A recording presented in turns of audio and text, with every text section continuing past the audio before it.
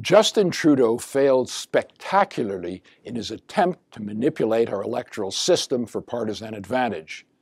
His unstated goal was to change the way we have elected our members of parliament since Confederation by introducing ranked or preferential ballots. It was not until an hour after he declared the initiative dead in the water that he finally came clean about his preference. Since Liberals are currently the second choice of most Conservative and NDP voters, that system would have bolstered their chances of winning elections for as long as they're forecasting deficits, which is to say at least mid-century. The electoral reform gambit laid bare Liberal arrogance, cynicism, and opportunism, culminating in a betrayal of the public trust. Now that is quite a litany of abuses, but it is not exaggerated, as a review of the sordid story clearly reveals. It all started with Trudeau's imperious declaration that the 2015 election would be the last using first past the post. Although the promise was included in the Liberal election platform, it flew below the radar, with virtually no public debate. Indeed, there was no attempt to justify the change or an indication of what should replace the current system. The Liberals calculated that the promise would be attractive, and it probably was to those Canadians who cared. With nothing to guide them, people dwelt on their personal dissatisfaction about the way elections were conducted and their preferred alternatives. By avoiding a recommendation, Liberals clouded their objective of changing the system to advance their political prospects. After the election, the new Prime Minister resurfaced his campaign pledge, claiming he had secured a mandate to change our election system. In spite of an intense political honeymoon, opposition mounted immediately. Many objected strenuously to change something as fundamental to our democracy as the election of our MPs without prior public approval in a referendum. In fact, it was outrageous for Trudeau to try to get away with it. That outrage grew over the next year and a half.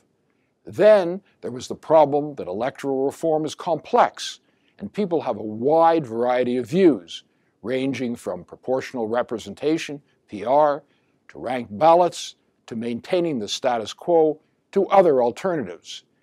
Academics got into the debate, some with convoluted and arcane analyses. The media weighed in as well. Of course, each political party had skin in the game. Indeed, for them, it was existential.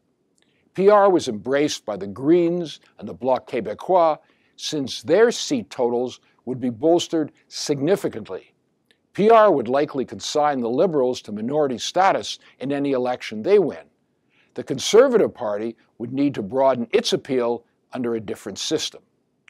The government tried to predetermine the results of a study by stacking the decks with a majority on the parliamentary committee.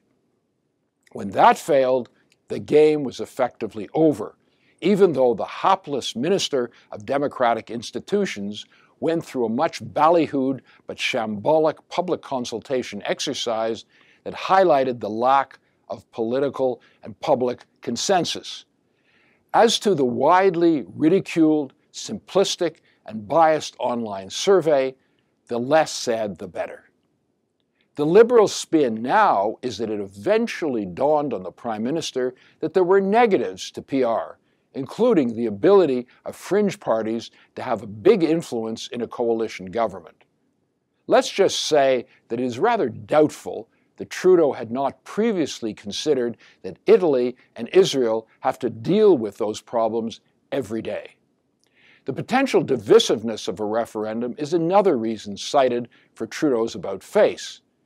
Much more likely, he wanted to avoid a referendum because he realized that his pet plan would be turned down.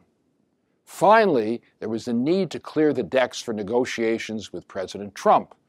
In comparison, electoral reform does not score high in the concern of the public or the government. Reneging on this promise was the right decision. Still, commentators are debating whether it was a broken promise or a lie. Actually, it was both. Trudeau concealed and then misrepresented his real intention, which was to engage and engineer a change to a preferential ballot system. When that could not be achieved, the purpose of the entire exercise was gone, so he downgraded the effort and finally backtracked. The Prime Minister should never have put us through this deceptive and risky process. He is guilty of trying to bamboozle and bulldoze Canadians on a matter at the very core of our democracy. Fortunately, he failed in that attempt. What we are left with are groups of people who feel betrayed and a Prime Minister whose credibility has taken a major hit. This is Joe Oliver for The Rebel. Thanks for watching. Please click below for more Rebel videos.